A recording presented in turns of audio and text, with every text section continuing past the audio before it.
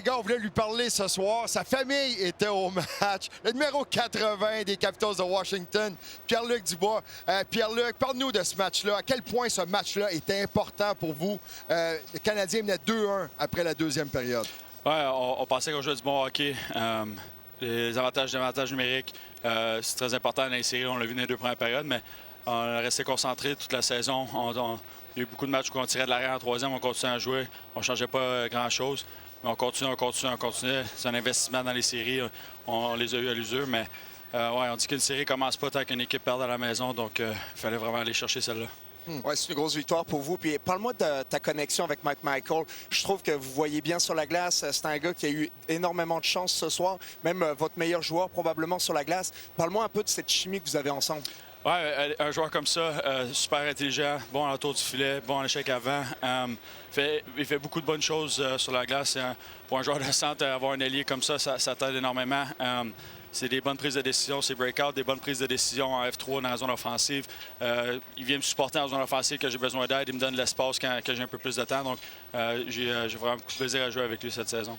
À quel point ça vous a surpris de voir votre gardien de but arriver pour le match de ce soir? T'sais, on a vu la mise en échec. Il avait pas l'air d'un gars trop en santé, puis il revient, puis il gagne un gros match quand même. Là. Ouais, ben c'est un compétiteur.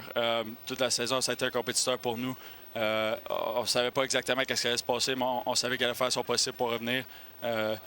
Il l'a fait. Il a joué un gros match ce soir. Ça n'a pas été facile, même quand tu n'as pas énormément de tirs sur toi-même.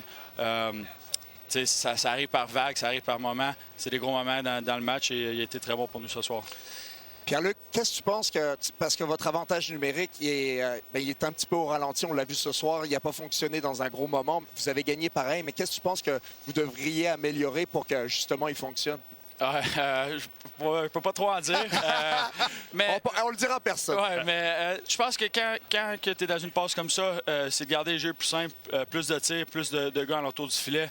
Ça peut être juste un mauvais bon, un bon sur le patin d'un défenseur, paf, dans le fond du filet. C'est ça qui change les choses, c'est ça qui donne la confiance. Donc, on a une journée de congé demain, pratique le lendemain.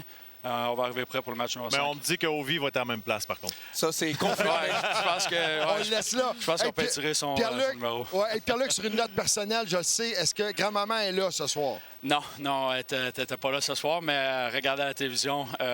Demain, au Tim Hortons, on va parler avec ses amis, fait que elle va être très contente. Ça te rend heureux. Puis en terminant, est-ce que vous commencez à vous détester les autres équipes ou ça va prendre les deux équipes ou vous allez prendre un autre match pour apprendre à vous connaître? Non, je pense qu'on se connaît assez en ce moment. C'est des matchs très physiques, très émotionnels. Là, on retourne à la maison devant nos partisans, fait qu'on a très hâte pour ça. Pierre-Luc, merci beaucoup. Bonne série. On se voit à Washington. Merci beaucoup. Bon match ce soir.